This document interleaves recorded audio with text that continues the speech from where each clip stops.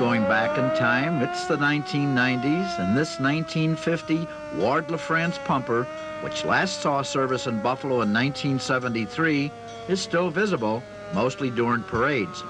It was purchased by Dave Kazmierzak of Engine 33 and 2 other firefighters for use as a support vehicle for the Buffalo Fire Historical Society. It was purchased by the Patchen Volunteer Fire Company, and they had it for a few years, and then Patchen sold it to the town of Mansfield, and this was their first line pumper up until about a year ago.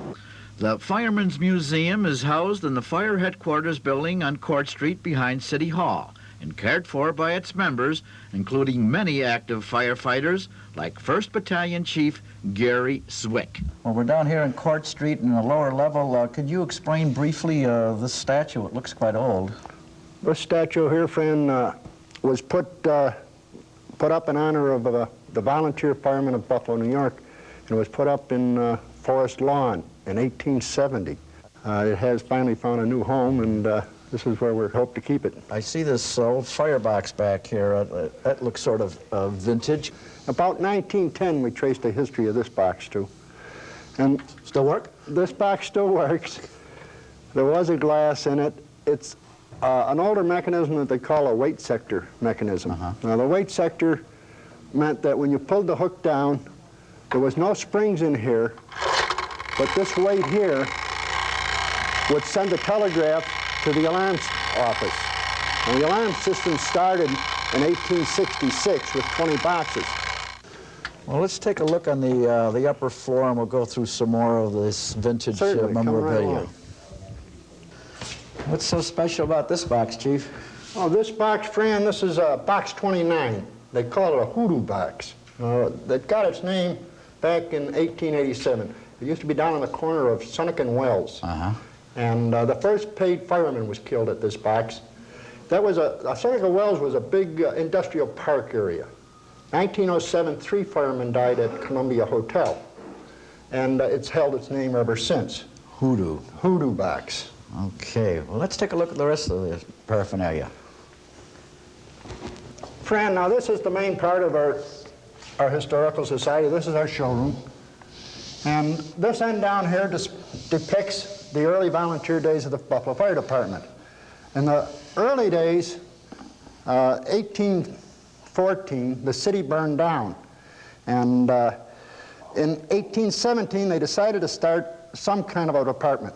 Everybody had to have a leather bucket, and they had the water brigade or pasta buckets to put fires out.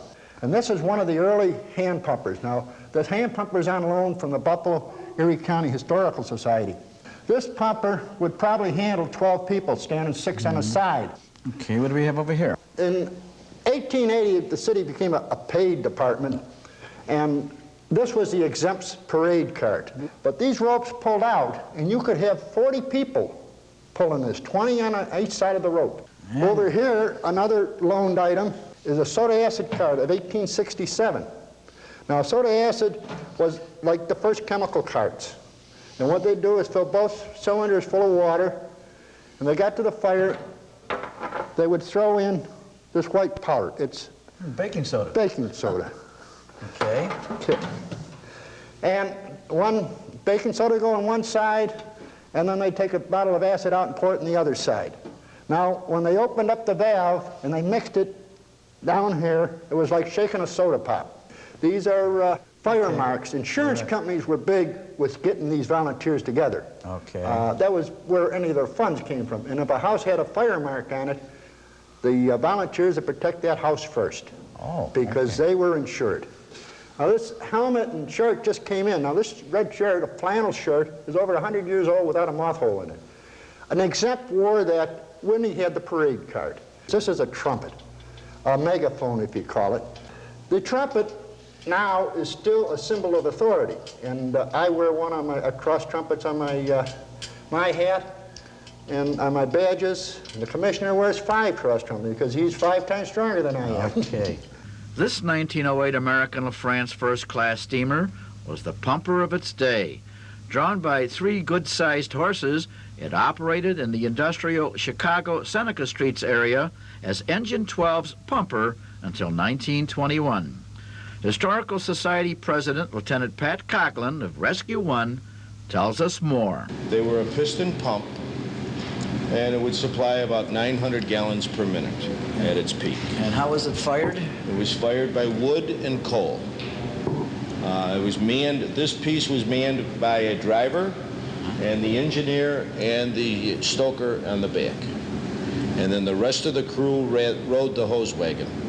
Jim Shields was a Buffalo firefighter for almost 20 years.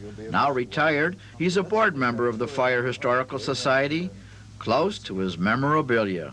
Now over in this case, we have various kinds of illumination. They go from electric to battery, battery to kerosene, kerosene, all the way back to carbide.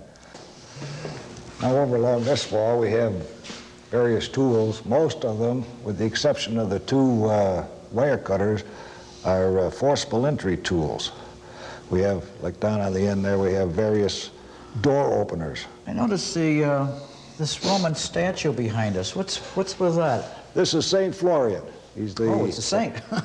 Saint Florian. He's the only Roman officer I ever knew that made Catholic saint, but he's the patron saint of firefighters. If you see here, he has a bucket of water pouring it on a building here. For crying out loud.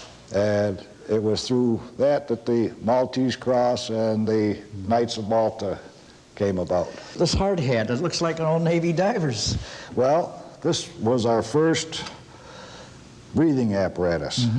What they did, they took this bicycle pump, pumped up this can, the cylinder. The cylinder was hung on the back of this apparatus, hooked in through this little thing right here, and then the firefighter would go into the building. Now, being hot, sweaty, no place to exhaust, he would get clouded up. He even had little windshield wipers on each lens. If he got lost or couldn't find his way, he would blow on this whistle, and somebody would have to come in and find him and take him out. Jim, this has been extremely interesting now. This is not a permanent museum as yet. Do you hope to have a permanent building one day? Yes, we're looking for a place to use as a home, hold our meetings, and a place where we can set up our display rooms.